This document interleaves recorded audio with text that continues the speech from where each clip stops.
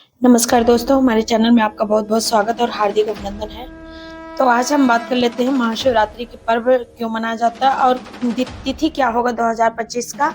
महाशिवरात्रि आने वाली है हमारे पास, तो हम सब बहुत बेसब्री से इंतजार कर रहे हैं। साल भर इंतजार करने के बाद ये पर्व आता है भोलेनाथ का, और इसका व्रत रखने के बहुत सारे फायदे होते हैं, जो कि मनोकामना पूर्ण होता है और सारे दुख, हमारे सारे कष्ट दूर होते हैं, क्योंकि भोलेनाथ बहुत ही भोले हैं। तो हम जान लेते हैं कि आखिर तिथि कब है और टाइमिंग और समय क्या होगा हमारी पूजा के एग्जैक्ट, और खाने में हम क्या खा सकते हैं, सारी चीजें हम जानकारी देंगे।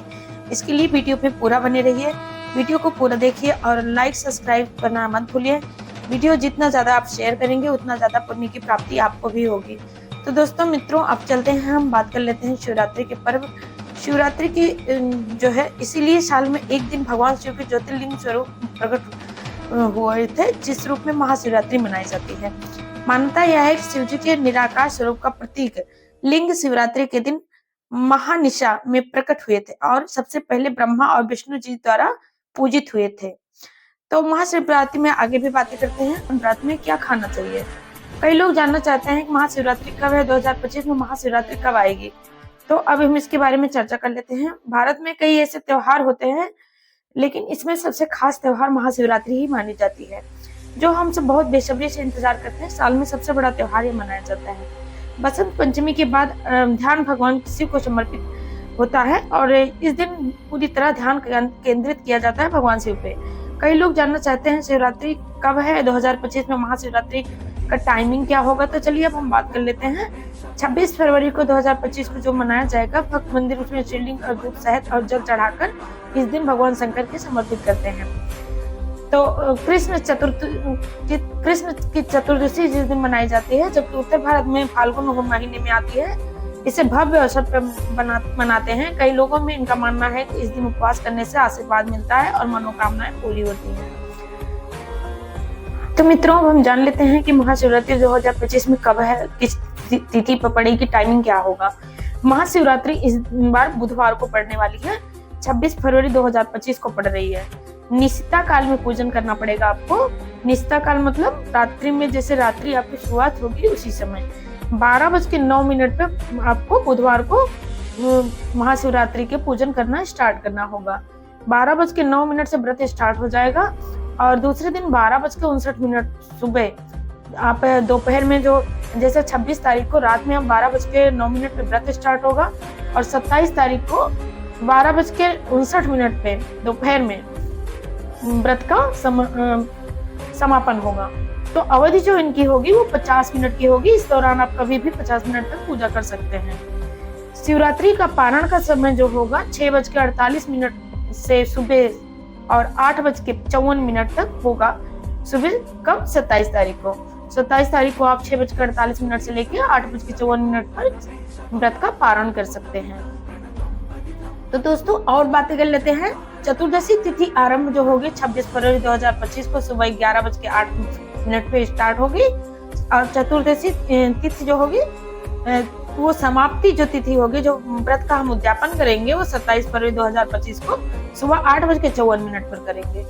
तो महाशिवरात्रि के आपने टाइमिंग जान लिया है, तो विधि विधान से आप पूजा करिए, इसका आपको पूर्ण फल मिलेगा। तो अब हम जान लेते हैं महाशिवरात्रि का महत्व क्या है। महाशिवरात्रि फाल्गुन मास के कृष्ण पक्ष के चतुर्दशी को पड़ती है, जो भगवान शिव और देवी पार्वती माता का दिव्य मिलन का प्रतीक होता है। भक्तजन आशीर्वाद अपनी इच्छाओं की पूर्ति के लिए व्रत रखते हैं। कई लोग तो इस दिन पहले ही केवल एक ही बार में भोजन करते हैं और फिर रात में पूजा करने के बाद ही अगली सुबह तक उपवास करते हैं, जबकि कुछ भक्त पूरे दिन भोजन नहीं करते हैं और कुछ भक्त तो बिना पानी के ही रहते हैं। वो अपनी मर्जी के हिसाब से होता है, अपने स्वास्थ्य के हिसाब से होता है, इसका ध्यान रखें आप। महाशिवरात्रि व्रत के दौरान बनने वाले 5 योग होते हैं, उसके बारे में हम बात करेंगे। 5 राशिफल के भी बारे में बात करेंगे आगे वीडियो में। तो वीडियो को पूरा देखिएगा, ज्यादा से ज्यादा शेयर करिए, कमेंट करिए, लाइक करना ना भूलिए। दोस्तों अब हम जान लेते हैं महाशिवरात्रि के जलाभिषेक का मुहूर्त क्या होगा। तो महाशिवरात्रि के दिन महादेव को जलाभिषेक का विशेष महत्व रखा जाता है। इससे आपकी मनोकामनाएं, इच्छाएं पूरी होती हैं और भगवान प्रसन्न होते हैं। इस दिन सुबह 6:47 से लेके सुबह 9:42 तक जल चढ़ाया जा सकता है। इसके बाद मध्याह्न काल में भी सुबह 11 बजे से लेके जो है 12:35 तक आप जल चढ़ा सकते हैं। फिर दोपहर में 3:25 से लेके 6:30 बजे तक आप जल को चढ़ा सकते हैं। तो और इसके बाद 6 बजे से लेके 8 बजे तक भी जलाभिषेक किया जा सकता है। और रात में जो है 8:54 पर आप जलाभिषेक कर सकते हैं। 8:54 से शुरुआत होगी, रात में 12:01 तक चलेगा। तो 4 बार में आप जलाभिषेक कर सकते हैं। पहली बार 6:47 से लेकर 9:42 तक, दूसरी बार आप 11:06 से 12:35 तक, तीसरी बार दोपहर में 3:25 से शाम 6 बजे तक, और चौथी बार 8:54 से लेके 12:01 तक रहेगा। महाशिवरात्रि के पूजन की विधि जान लेते हैं दोस्तों। इससे पहले हम आपसे निवेदन करेंगे, वीडियो को पूरा देखें और ज्यादा से ज्यादा शेयर करें ताकि फल की प्राप्ति आपको भी हो। महाशिवरात्रि के चारों पहर का पूजन भगवान शिव के रुद्राभिषेक में होता है और उसके बाद हवन किया जाता है। महाशिवरात्रि के शुभ अवसर पर भगवान शंकर की प्रतिमा का पंचामृत में अभिषेक करें। इसका पश्चात 8 लोटे केसर मिश्रित जल अर्पित करें। पूरी रात दीप प्रज्वलित रखें दोस्तों, और चंदन का तिलक लगाना ना भूलें, क्योंकि भोलेनाथ को चंदन का तिलक बहुत पसंद है। भगवान शिव को बेलपत्र जरूर चढ़ाएं। भांग, धतूरा, गन्ने का रस, तुलसी, जायफल, कमल के गट्टे, फल, मिष्ठान, मीठा, पान, इत्र और दक्षिणा में अर्पित करें किसी ब्राह्मण को या फिर गरीब को। अंत में केसर युक्त खीर का भोग लगाकर प्रसाद को वितरित करें। यथा सामर्थ्य आप पूजन कर सकते हैं। इस पावन दिन पर ओम नमो भगवते रुद्राय का जाप कर सकते हैं या फिर ओम नमः शिवाय का जाप कर सकते हैं। तो इस बार आप 21, 51 या 101 अपने हिसाब से आप मंत्रों का जाप कर सकते हैं। शिव पुराण के पाठ अवश्य करें। इस दिन शिव पुराण के पाठ से मनोकामना इच्छा पूरी होती है, कर्ज का निवारण होता है। तो महाशिवरात्रि के दिन शिव महापुराण का पाठ अवश्य करें। महाशिवरात्रि पर जरूर करें। कुछ ऐसे काम बताते हैं आपको। पहला है, महाशिवरात्रि की रात में शिव मंदिर में जाकर विधि विधान से पूजा अर्चना करें। शिवलिंग के पास देसी घी दीपक जलाएं। ऐसा करने से धन से जुड़ी समस्या से छुटकारा मिलता है। दूसरा है, यदि आपके मंदिर में शिवलिंग नहीं है तो महाशिवरात्रि के दिन अपने घर पर छोटा सा शिवलिंग ले आए और विधि विधान से अभिषेक करके स्थापित करें। ऐसा करने से घर से दुख और दरिद्रता दूर हो जाती है। तीसरा है, शिवरात्रि पर भगवान शिव के साथ हनुमान चालीसा का पाठ करें। ये दोनों की विशेष कृपा प्राप्त होती है और भक्तों को सभी मनोकामनाएं पूर्ण होती हैं और परेशानियां दूर हो जाती हैं। तो दोस्तों, वीडियो कैसी लगी कमेंट में आप एक बार जरूर बताइएगा मुझे, और ज्यादा से ज्यादा शेयर करिएगा। वीडियो पसंद आए तो लाइक कीजिएगा, और आपसे ये निवेदन है कि वीडियो बेल की नोटिफिकेशन आप दबाइए ताकि जो है मेरे हर आने वाली वीडियो का नोटिफिकेशन आपको इससे पहले ही मिल जाए। बाकी आगे की वीडियो में और प्रस्तुत करती रहूंगी। भगवान शंकर के बारे में और कुछ चर्चा करेंगे हम। वीडियो में पूरा बने रहिए। तो हर हर महादेव दोस्तों, हर हर महादेव दोस्तों। तो वैसे ही तो हम भगवान शंकर के जानना चाहेंगे कि कितने नाम होते हैं, लेकिन उनके नाम तो अनेक हैं। फिर भी हम कुछ नामों का जिक्र जरूर करेंगे आपके सामने। इससे हमें भी कृपा की प्राप्ति होगी, क्योंकि नाम का स्मरण करने से भगवान भोलेनाथ की कृपा प्राप्त होती है।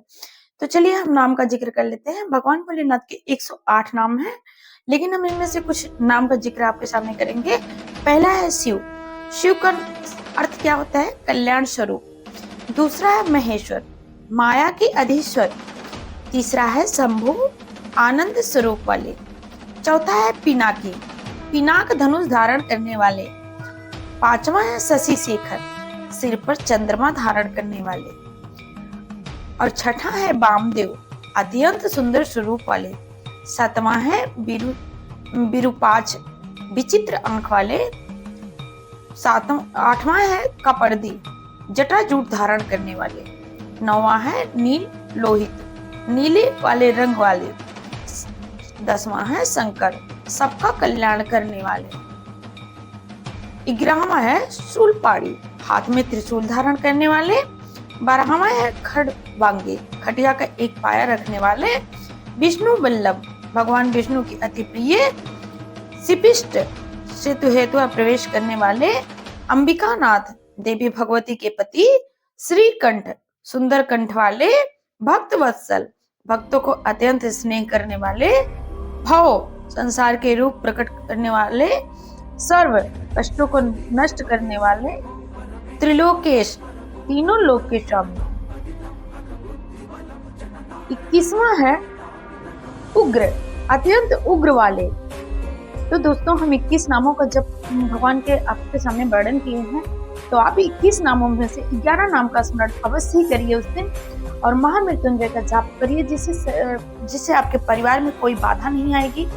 आप ये जो दृश्य देख रहे हैं, ये दृश्य जो है आपका प्रयागराज का है, बनारस का है। ये 80 घाट का सीन था, तो मैं लाइव वीडियो यहाँ पे बनाई थी। और ये जो आप दृश्य देख रहे हैं, ये हमारे यहाँ के अयोध्या नगरी में आने वाले बहुत ही पवित्र धाम है, शिव बाबा धाम, जहाँ पे भगवान शंकर और माता पार्वती की एक विशाल प्रतिमा स्थापित की गई है पीपल के पेड़ के वृक्ष के नीचे, जहाँ पर शिवरात्रि में मान्यता है कि यहाँ पे आने वाले कभी भी भक्तजन निराश होकर नहीं जाते हैं। तो यहाँ पे पूरे विश्व में से सारे लोग आते हैं, जो भी यहाँ के महानता को सुनते हैं वो अवश्य दर्शन करने आते हैं। तो महाशिवरात्रि के पर्व यहाँ के लिए बहुत विशेष महत्व रखता है।